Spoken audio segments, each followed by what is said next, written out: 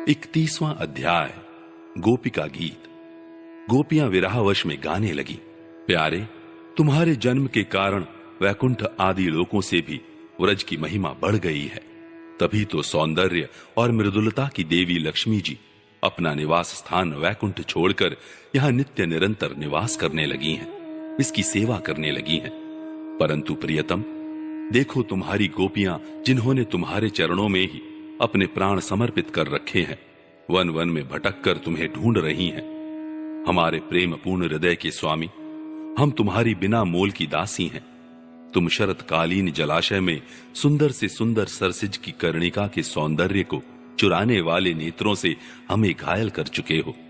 हमारे मनोरथ पूर्ण करने वाले प्राणेश्वर, क्या नेत्रों से मारना वध नहीं है? अस्त्रों से हत्या करना ही वध है। पुरुष शिरोमणे, यमुना जी के विषैले जल से होने वाली मृत्यु अजगर के रूप में खाने वाले अघासुर, इंद्र की वर्षा, आंधी, बिजली, दावानल, वृषभासुर और व्योमासुर आदि से एवं भिन्न भिन्न अवसरों पर सब प्रकार के भयों से तुमने बार बार हम लोगों की रक्षा की है। तुम केवल यशोदानंदन ही नहीं हो, समस्त शरीरधारियों के हृदय में रहने वाले उनके साक्षी हो, अंतर्यामी हो। सखे, ब्रह्मा जी की प्रार्थना से विश्व की रक्षा करने के लिए तुम यदुवंश में अवतीर्ण हुए हो। अपने प्रेमियों की अभिलाषा पूर्ण करने वालों में अग्रगण्य यदुवंश शिरोमणे, जो लोग जन्म मृत्यु रूप संसार के चक्कर से डरकर तुम्हारे चरणों की शरण ग्रहण करते हैं, उन्हें तुम्हारे कर कमल अपनी छत्र छाया में लेकर अभय कर देते हैं। हमारे प्रियतम, सबकी लालसा अभिलाषाओं को पूर्ण करने वाला वही कर कमल जिससे तुमने लक्ष्मी जी का हाथ पकड़ा है, हमारे सिर पर रख दो। व्रजवासियों के दुख दूर करने वाले वीर शिरोमणि श्याम सुंदर, तुम्हारी मंद मंद मुस्कान की एक उज्जवल रेखा ही तुम्हारे प्रेमी जनों के सारे मान मद को चूर चूर कर देने के लिए पर्याप्त है। हमारे प्यारे सखा, हमसे रूठो मत, प्रेम करो।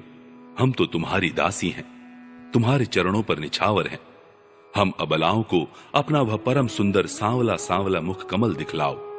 तुम्हारे चरण कमल शरणागत प्राणियों के सारे पापों को नष्ट कर देते हैं। वे समस्त सौंदर्य माधुर्य की खान है और स्वयं लक्ष्मी जी उनकी सेवा करती रहती हैं।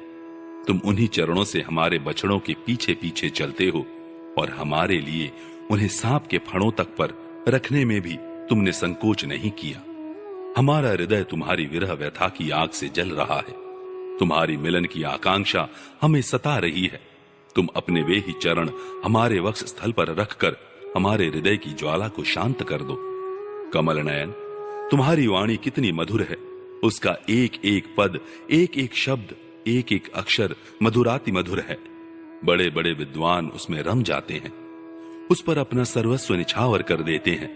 तुम्हारी उसी वाणी का रसास्वादन करके तुम्हारी आज्ञाकारिणी दासी गोपियां मोहित हो रही हैं। दानवीर, अब तुम अपना दिव्य अमृत से भी मधुर अधर रस पिलाकर हमें जीवन दान दो, छका दो। प्रभु, तुम्हारी लीला कथा भी अमृत स्वरूप है। विरह से सताए हुए लोगों के लिए तो वह जीवन सर्वस्व ही है। बड़े बड़े ज्ञानी महात्माओं, भक्त कवियों ने उसका गान किया है। वह सारे पाप ताप तो मिटाती ही है, साथ ही श्रवण मात्र से परम मंगल, परम कल्याण का दान भी करती है। वह परम सुंदर, परम मधुर और बहुत विस्तृत भी है। जो तुम्हारी उस लीला कथा का गान करते हैं, वास्तव में भूलोक में वे ही सबसे बड़े दाता हैं। प्यारे, एक दिन वह था जब तुम्हारी प्रेम भरी हंसी और चितवन तथा तुम्हारी तरह तरह की क्रीड़ाओं का ध्यान करके हम आनंद में मग्न हो जाया करती थी। उनका ध्यान भी परम मंगलदायक है। उसके बाद तुम मिले, तुमने एकांत में हृदय स्पर्शी ठिठोलियां की, प्रेम की बातें कही। हमारे कपटी मित्र, अब वे सब बातें याद आकर हमारे मन को क्षुब्ध किए देती हैं। हमारे प्यारे स्वामी, तुम्हारे चरण कमल से भी सुकोमल और सुंदर हैं। जब तुम गौओं को चराने के लिए व्रज से निकलते हो, तब यह सोचकर कि तुम्हारे वे युगल चरण कंकड़, तिनके और कुछ कांटे गड़ जाने से कष्ट पाते होंगे, हमारा मन बेचैन हो जाता है। हमें बड़ा दुख होता है। दिन ढलने पर जब तुम वन से घर लौटते हो, तो हम देखती हैं कि तुम्हारे मुख कमल पर नीली नीली अलकें लटक रही हैं और गौओं के खुर से उड़ उड़कर घनी धूल पड़ी हुई है। हमारे वीर प्रियतम, तुम अपना वह सौंदर्य हमें दिखा दिखाकर हमारे हृदय में मिलन की आकांक्षा, प्रेम उत्पन्न करते हो। प्रियतम, एकमात्र तुम ही हमारे सारे दुखों को मिटाने वाले हो। तुम्हारे चरण कमल शरणागत भक्तों की समस्त अभिलाषाओं को पूर्ण करने वाले हैं। स्वयं लक्ष्मी जी उनकी सेवा करती हैं और पृथ्वी के तो वे भूषण ही हैं। आपत्ति के समय एकमात्र उन्हीं का चिंतन करना उचित है, जिससे सारी आपत्तियां कट जाती हैं। कुंज विहारी, तुम अपने वे परम कल्याण स्वरूप चरण कमल हमारे वक्ष स्थल पर रखकर हृदय की व्यथा शांत कर दो। वीर शिरोमणि, तुम्हारा अधरामृत मिलन के सुख को, आकांक्षा को बढ़ाने वाला है। वह विरह जन्य समस्त शोक संताप को नष्ट कर देता है। यह गाने वाली बांसुरी भली भांति उसे चूमती रहती है। जिन्होंने एक बार उसे पी लिया, उन लोगों को फिर दूसरों और दूसरों की आसक्तियों का स्मरण भी नहीं होता।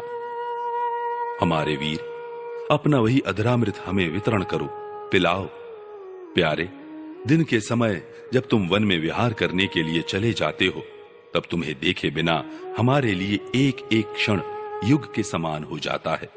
और जब तुम संध्या के समय लौटते हो तथा घुंघराली अलकों से युक्त तुम्हारा परम सुंदर मुखारविंद हम देखती हैं, उस समय पलकों का गिरना हमारे लिए भार हो जाता है और ऐसा जान पड़ता है कि इन नेत्रों की पलकों को बनाने वाला विधाता मूर्ख है।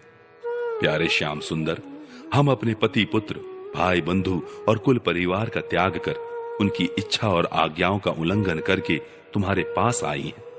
हम तुम्हारी एक एक चाल जानती हैं, संकेत समझती हैं और तुम्हारे मधुर गान की गति समझकर उसी से मोहित होकर यहां आई हैं। कपटी, इस प्रकार रात्रि के समय आई हुई युवतियों को तुम्हारे सिवा और कौन छोड़ सकता है।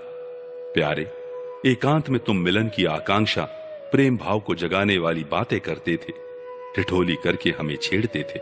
तुम प्रेम भरी चितवन से हमारी ओर देखकर मुस्कुरा देते थे और हम देखती थी तुम्हारा वह विशाल वक्ष स्थल, जिस पर लक्ष्मी जी नित्य निरंतर निवास करती है। तब से अब तक निरंतर हमारी लालसा बढ़ती ही जा रही है और हमारा मन अधिकाधिक मुग्ध होता जा रहा है।